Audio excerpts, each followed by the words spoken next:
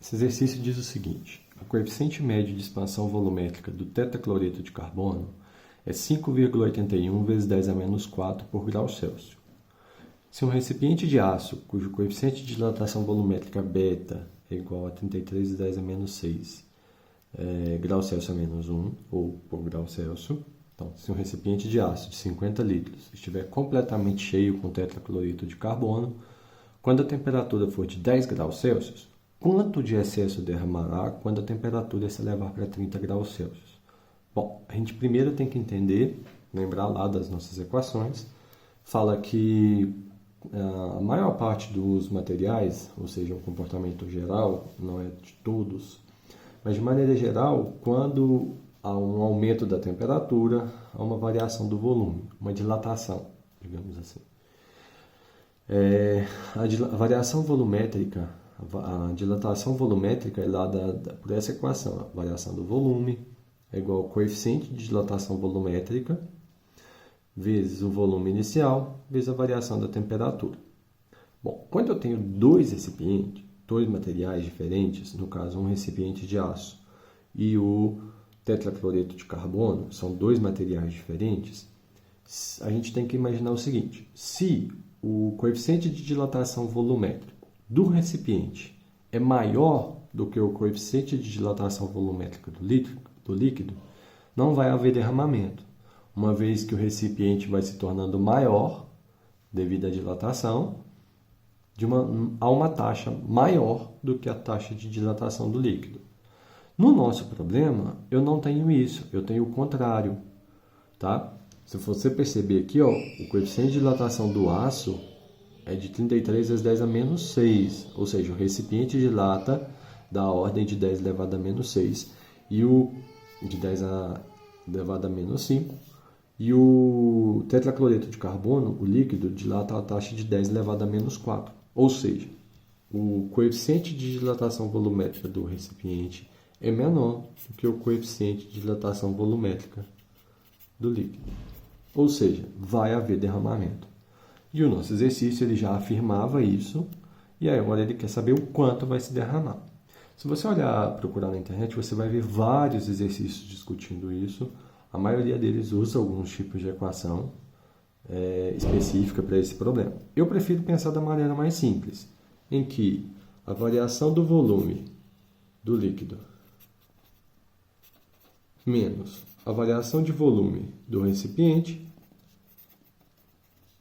vai ser igual ao volume tornado.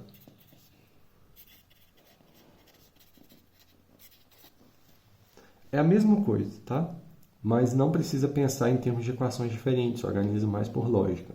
Então, o líquido dilata um determinado valor, o recipiente dilata um determinado valor, e a diferença entre eles é o que derramou ou não. Nesse caso aqui vai ser derramado, porque a variação do líquido é maior que a variação do recipiente. Beleza?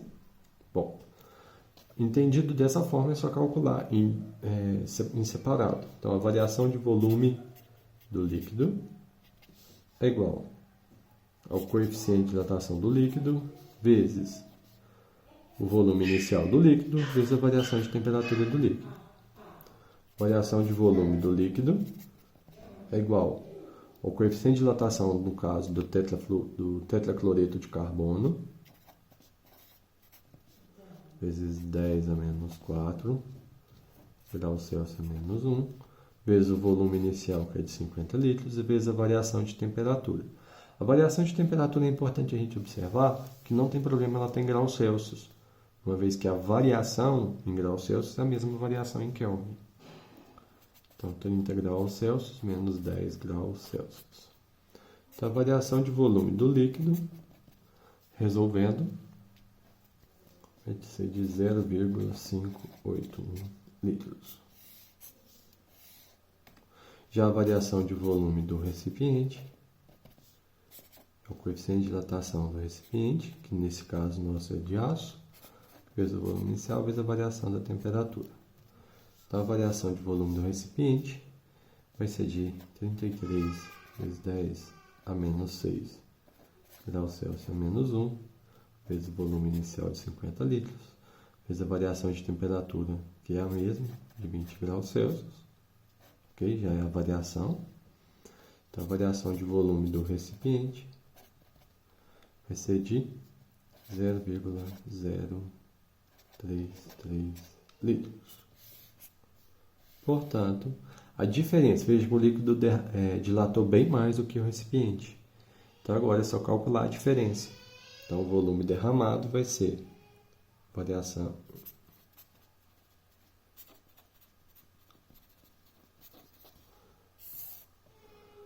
vai ser igual à variação do líquido,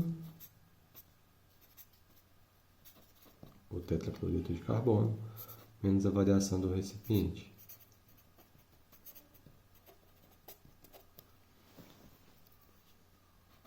A variação de volume do líquido, 0,581 litros, menos a variação do recipiente.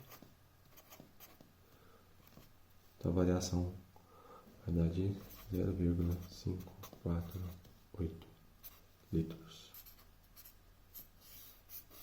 Esse é o volume derramado. Alguns exercícios fazem isso, falando desse líquido derramado, desse volume derramado, como sendo a dilatação aparente do líquido. Uma vez que ele dilatou mais do que o recipiente, parece, e aí ele chama de dilatação aparente isso, considerando o coeficiente de dilatação aparente como sendo a diferença do coeficiente de dilatação do tetracloreto de carbono, no caso do líquido, menos o coeficiente de dilatação volumétrico do aço, do recipiente. Então, fazendo essa diferença, você tem o coeficiente aparente e aí você calcula o resultado, vai dar a mesma coisa, tá? Mas do ponto de vista de organização lógica, a dilatação do líquido menos a dilatação do recipiente vai ser o volume derramado. Beleza? Até mais.